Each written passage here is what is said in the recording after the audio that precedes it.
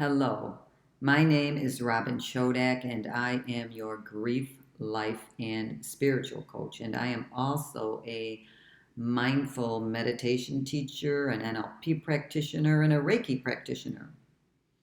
I want to talk to you today about something that I learned, something new that I've never experienced before.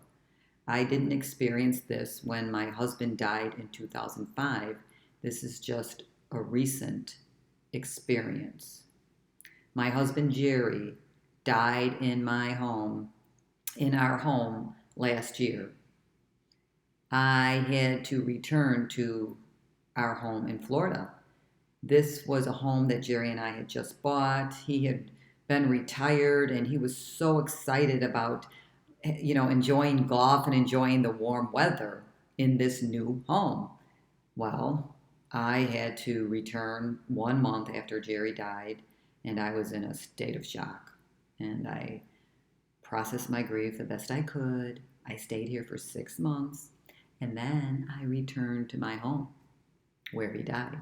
So you can imagine that grief was triggered all over again. But fortunately, I had my friends and my family with me, and I made it through the first year because I prepared for that year of September. And I wrote about that in a blog that you can read on my website. It tells you that we need to put some practices in place to help us get through that first year anniversary.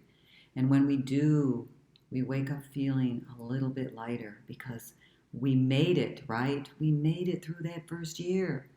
And that is amazing. Well, guess what?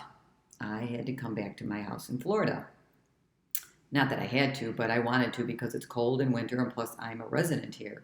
Well, you can imagine that the grief is triggered again.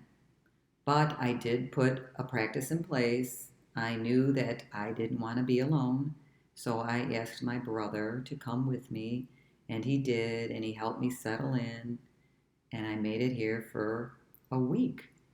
And this is good, but I've realized that, okay, this is going to prolong the grief, trigger the grief, because I have to go back to the other home in 6 months.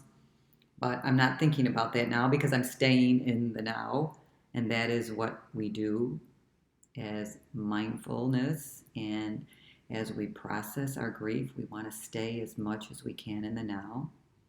And as that time gets closer, I will have a practice. I will put something in place that will get me through that time because that's going to be a trigger. I didn't have that before with my other husband, Steve.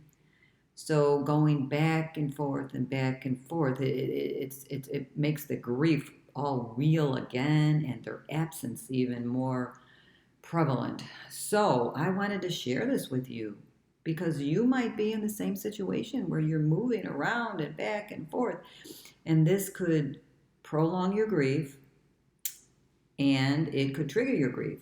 So I want you to be aware of that, and I want you to begin to really think about that and put some practice in place if you have to make a move soon. So I hope that you've gotten to this in time before you made your move if you are a snowbird. And I thank you for following me.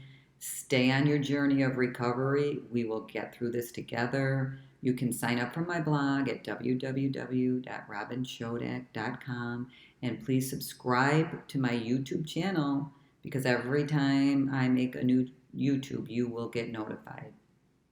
Be good to yourself. Be gentle with yourself. Thank you for watching. Bye for now.